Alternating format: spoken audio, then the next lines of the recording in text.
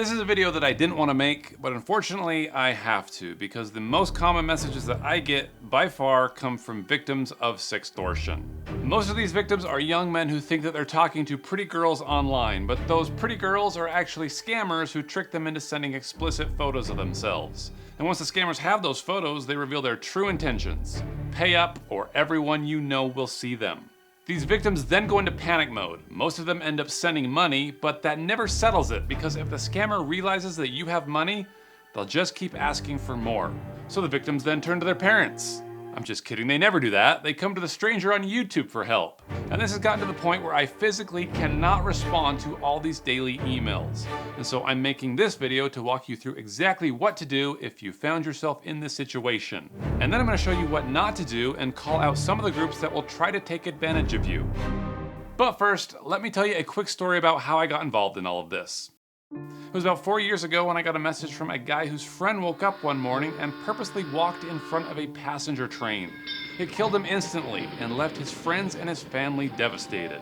I want to honor his memory by sharing his story, but out of respect for his privacy, I'm going to call him Chris.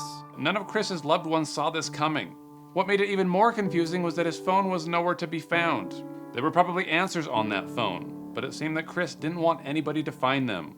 For all we know, that phone is sitting at the bottom of some lake. But Chris's Instagram account left some clues, and on one of his posts, I noticed a comment from a girl named Emma threatening to ruin his life over a video. That same comment appeared on every single post. And that's when I knew what was happening. Chris was being blackmailed, and those threats about this video became just too much. And eventually, they led him to the train tracks. This was my first introduction to sextortion, and it left me incredibly shaken, knowing that a scammer had basically tortured a young man to death through his phone. And sadly, he's not been the only one to suffer this fate. Not even close.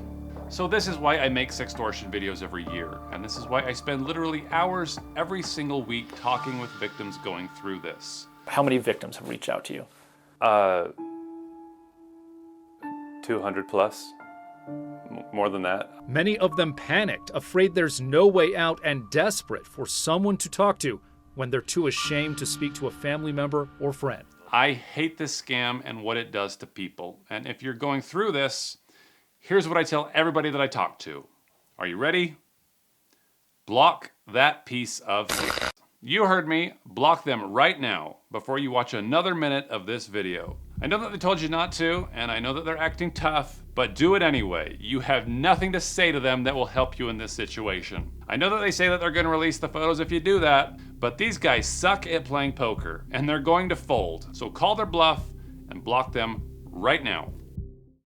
Now that you blocked them, here's what's going to happen next. They're going to start texting you again from a different number, and they'll be even angrier this time. And you'll probably notice that their real number has a foreign area code, which tells you who's really behind this. Someone in Nigeria or the Philippines. Most likely a dumb teenager with nothing better to do. But you're not going to let this little punk ruin your life. You're going to do exactly what I told you and block them. Do not say another word. They might keep reaching out to you, but you're just going to keep blocking over and over for as long as it takes. They're eventually going to run out of numbers to reach you on. Trust me, the last thing that they want to do is send those pictures to your friends and family, because the minute they do, it's over for them. They get no money. They need you to be their hostage, and if they smell fear, they'll exploit it. So make them think that you don't care. If you run into a mountain lion in the woods, you're not going to outrun it. You need to stand tall, lift your arms up, or grab a branch, shout, make yourself look enormous, because predators back off when you take away the easy win. Also, you make it harder for them to do anything when you block them because your profile isn't visible to people that you block, and that makes it impossible for them to view your friends. Even if they've already taken a screenshot of your friends, they're gonna have to manually go through each one person at a time and hope that their DMs are even open. Ain't nobody got time for that. You should also delete your social media, or at least change your profile name, your picture, and anything that will make it easy for them to find you again. These losers are lazy, so don't make their job easier. Now, I've also seen scammers try to find victim information through people search sites, and this is terrifying because sometimes these sites might reveal where you live, where you work, and even who you're related to. And they will use this against you. Get yourself off these sites as fast as you can. This video is sponsored by Incogni, who's always been a great partner of this channel. And Incogni has an automated system that sends requests to all covered data brokers who may have your personal information to ensure that none of your records are left on their databases. Your info ends up on these databases when data brokers scrape public records, buy info from apps that you've used, or piece together details from online forums and social media. They may have built an entire profile about you that they're selling, and that's why you need a service like Incogni. It's not a one-time thing, it sends out fresh waves of removal requests regularly to ensure your digital privacy remains private. And getting started is super easy. You just sign up, give them your permission to act on your behalf, and they handle the rest. You can even do these custom removals where if a site is spamming you, you can ask Incogni to go after them specifically. So if you want to take back your privacy and make it a lot harder for scammers to find you before something like this happens, go to incogni.com/pleasantgreen or enter the code pleasantgreen to get 60% off a subscription plan. For more information, check out the description or the pinned comment below. Now, let me tell you what you should not do. You should not pay a company or an individual that claims they can get these photos deleted. In fact, you'll probably see people in the comments of this video saying they can help you. Ignore them. I've had several victims tell me about a company called Digital Forensics who claims they can prevent the release of private images or information. And as someone who's engaged with plenty of these scammers before, I gotta wonder, what on earth do they think that they're gonna do? Ask nicely? Maybe. Well, let's watch a video on their YouTube channel and find out their process. And now we have an update to our continuing reports on the growing crime of sextortion. Okay, time out. Do you recognize this news anchor? Well, you might if you saw an ad for property cash-in or Uncle Phil's tax advice. Put time on your side. Call Ask Uncle Phil's Tax Advice now. The dude's a paid actor. He's not a news anchor. But let's hear what he has to say about this new company. A company called Digital Forensics Corporation has developed a new process they call IP to Location ID. Online communications always leave some sort of trail, and these experts can follow that trail. So you're gonna get these scammers to click a link which will get their location, and then you're gonna send a SWAT team after them? In the latest success story, authorities in the Ivory Coast arrested 7 people in a sextortion ring that allegedly targeted victims in the United States, Great Britain, and Germany. By the way, this isn't the Ivory Coast. It's a home in Evansville, Indiana. This happened in 2012 and it has nothing to do with sextortion. But let's talk more about this trackable ID software they claim to use.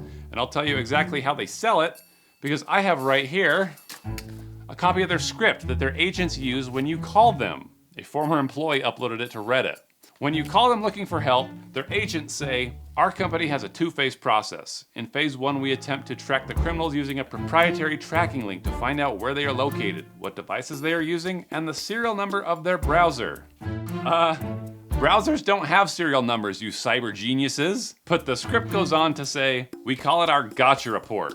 Oh, well, congratulations, guys. You got an IP address, something that I do and teach in every single one of my videos. What are you gonna do with that IP address? Send your SWAT team to a city of 17 million people and try to find them? No, it's just meant to scare them because they know they've been tracked. They then say the vast majority of these criminals choose to leave our clients alone and move on to the next victim. Yeah, because the scammer realizes they're not gonna get any money, so they just give up. You know how else you can do that? By blocking them. Oh yeah. But these guys seriously want to charge you $1,500 to $20,000 for these services. And IP addresses are only going to give you a general location. I do this regularly and I even get pictures of them. But the only successful arrests have been done through law enforcement officials and serving warrants to social media platforms. But these guys will tell you that law enforcement is just too busy, so you might as well go through them. It's important to recognize that local law enforcement often lacks the tools to combat this type of crime. Did you know that there's like 100 complaints on the Better Business Bureau from victims claiming that this company uses predatory sales tactics to sell their services? And if you don't believe those reviews, listen to what they train their agents to say. What about in your personal life? Friends or family? Do you have children that may be affected? Ask more probing questions based on what the client has already told you, especially if they give you info that their marriage might be on the rocks, if infidelity has been an issue before, or if they have young kids that would mean a custody battle. Are you freaking kidding me? These guys' business model is simply to make you afraid. USA Today even did a story on this company interviewing former employees and victims who opened up about these tactics. It stated, cybersecurity experts say blocking and ignoring scammers is the best thing to do, and that getting back in touch pretending to send money could anger them. Exactly! You want to play games with these scammers and risk pissing them off? The only reason that they tell you not to block them is because they lose a business opportunity.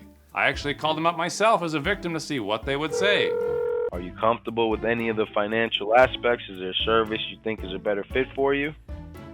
I've been looking online and it seems like law enforcement and people say that the best thing to do is just block them. Maybe I'll just try blocking them. Yeah, you just don't know how long that's going to last for.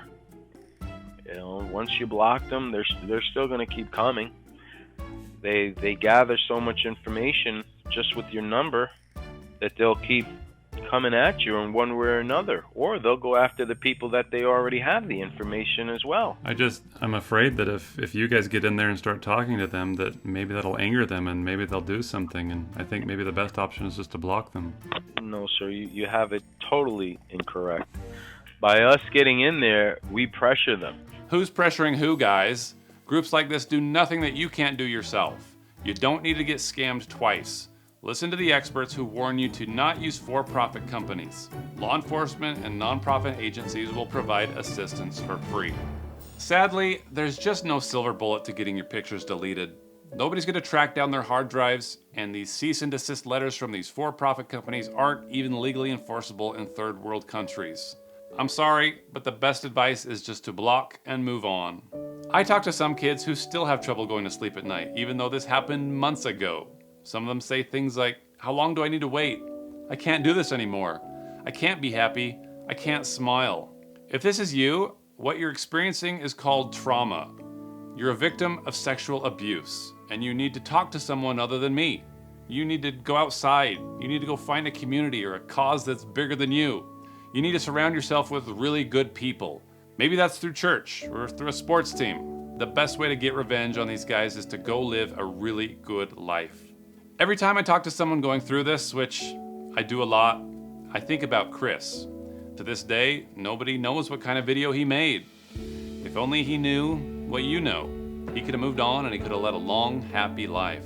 But because of him, because of the path that he put me on, we've been able to help hundreds of other young men get through one of the hardest moments of their life. And one day, I'm gonna thank him for that. Well, I appreciate you for watching this video and I hope it helped. And one more thing, don't ever take pictures of your junk ever again.